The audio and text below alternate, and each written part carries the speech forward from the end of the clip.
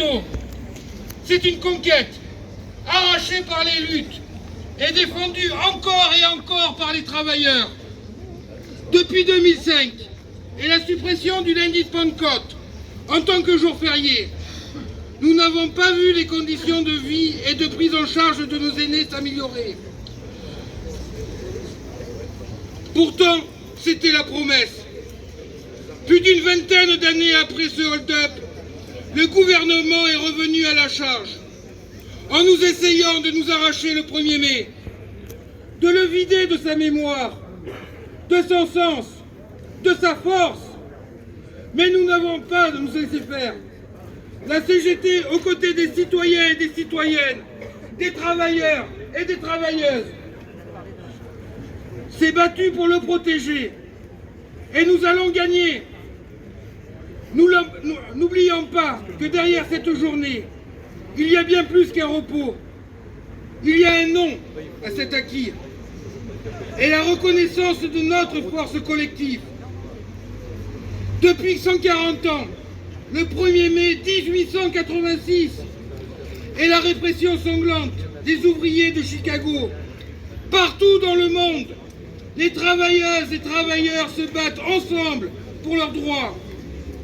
Et c'est grâce à cette lutte que nous avons conquis la journée de 8 heures et fait du 1er mai un jour férié dans 163 pays. Le 1er mai, c'est le jour international de la lutte pour la protection et l'évolution des droits des travailleurs et des travailleuses. Une journée placée sous le signe de la mobilisation et de la conquête sociale. Une histoire forgée dans la résistance et la solidarité. C'est aussi le temps pour profiter d'un repos avec ses proches et manifester pour ses droits. Le 1er mai n'est pas une fête, c'est une lutte. Le 1er mai est à nous. Si nous sommes aujourd'hui rassemblés à Tulle, ce n'est pas seulement pour défendre nos acquis, c'est aussi parce que le monde de nous se tend, se durcit, et nous en subissons chaque jour les conséquences. On nous parle de crise, d'efforts et même d'investissement au nom de la défense. Mais dans les faits, ce sont toujours les mêmes qui payent. Notre pouvoir d'achat continue à reculer. Les grandes entreprises continuent à dégager des bénéfices records. La crise devient une contrainte pour les uns, mais une opportunité pour les autres. Et cela, nous le refusons.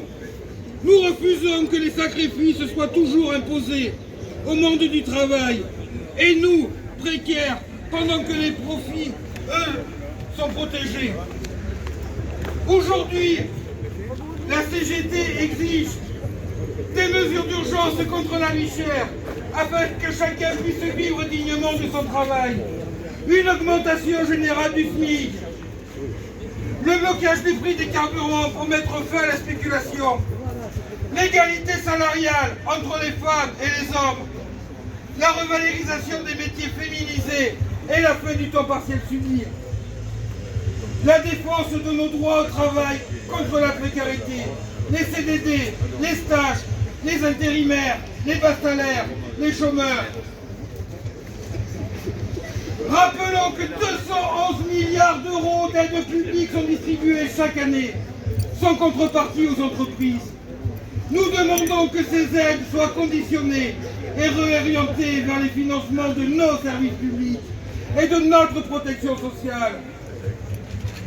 À l'heure où Trump, Poutine, Netanyahou et leurs alliés d'extrême droite multiplient les agressions et les guerres, les pratiques de la loi du plus fort, la loi du plus riche, en inspectant les nations au nom de l'augmentation des budgets d'armement.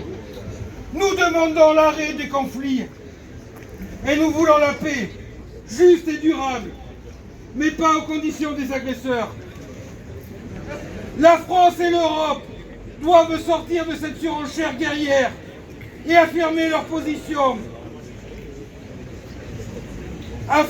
Enfin, depuis 2025, et avec une nouvelle commission exécutive, La CGT et l'Union locale poursuivent son travail, réaffirmant son soutien à chaque salarié du secteur privé comme à celui du public.